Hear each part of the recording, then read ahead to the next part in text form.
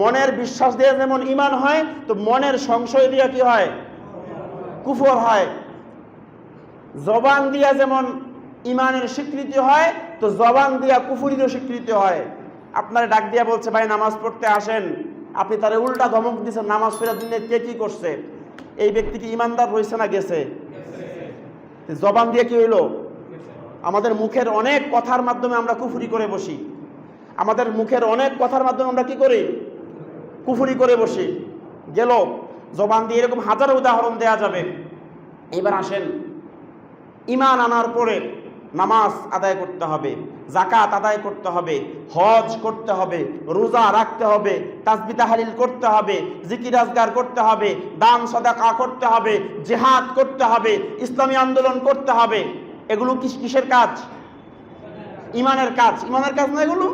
এখন কাজের ক্ষেত্রে এসে আমি এবার কোরআনের ধারে পাশেও হাঁটলাম না, মানুষের তৈরি সংবিধানের ধারে পাশে হাঁটলাম, তাহলে কাজের মাধ্যমে কি ঈমান হইল না কুফরি হইল? কথাকে বুঝতে পারছেন? কাজের মাধ্যমে কি হইল? আপনি মনে মনে আল্লাহরে বিশ্বাস করছেন, জবান দিয়ে কালেমার স্বীকৃতিও দিচ্ছেন, কিন্তু কর্ম যা করছেন সবগুলোকে রিপ্রেজেন্ট করে কুফর, তাহলে কর্মের মাধ্যমে কুফরি।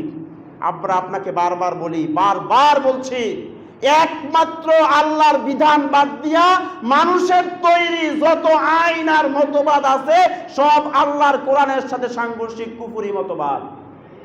এখন এগুলোকে আপনি রিপ্রেজেন্ট করবেন, এগুলোর সাথে থাকবেন, তো কোটি কোটি ওয়াক্ত নামাজ আপনি পড়তে পারবেন, এতে কোনো সন্দেহ নাই। কিন্তু আপনার আমলের ভিতরে কুফরি থাকার কারণে কিয়ামতের দিন ওই কাতারে আপনারে দাঁড়ানো লাগবে। এজন্য বলছি, যা রাজনীতি করছেন করে ফেলছেন, তওবা করে ফিরে আসেন, যে আমরা আর পৃথিবীর নষ্ট ভ্রষ্ট চরিত্রহীন মানুষগুলোর পেছনে আমরা আর নই।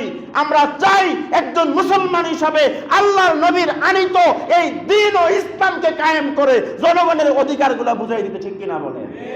যদি করতে না পারেন, ব্যর্থতা আমাদের নয়। আমরা আপনাদের কাজে ওমা আলাইনা ইল্লাল বালাগ, ওমা আলাইনা ইল্লাল বালাগ মিম্বরে আপনারা বসিয়েছেন, আপনাদের টাকায় আমাদের হাদিয়া হয়, আপনাদের দেওয়া বেতন দিয়ে আমাদের রিজিক হয়। আমাদের দায়িত্ব ছিল এই হকটুকু আপনাদের সামনে উপস্থাপন করে দেয়া। হকটুকু বলে দিয়ে গেলাম, মানা না মানা আপনার বিষয়ে। কিয়ামতের দিন যখন পাকড়াও হবেন, ধরা খাবেন, তখন কিন্তু বলতে পারবেন না হুজুরের বেতন দিছিলাম, হুজুরই কিন্তু হক কথা কয় নাই, বলার সুযোগ নেই।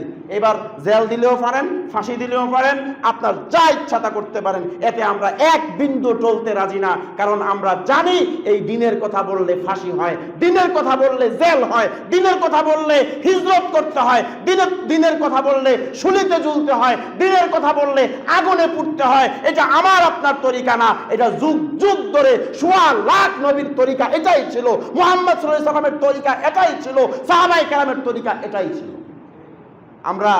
আপনি আমাকে মৃত্যুর ভয় দেখাবেন, আপনি আমাকে জেলের ভয় দেখাবেন, আমরা সেখানে আল্লাহর জান্নাত দেখতে পাই।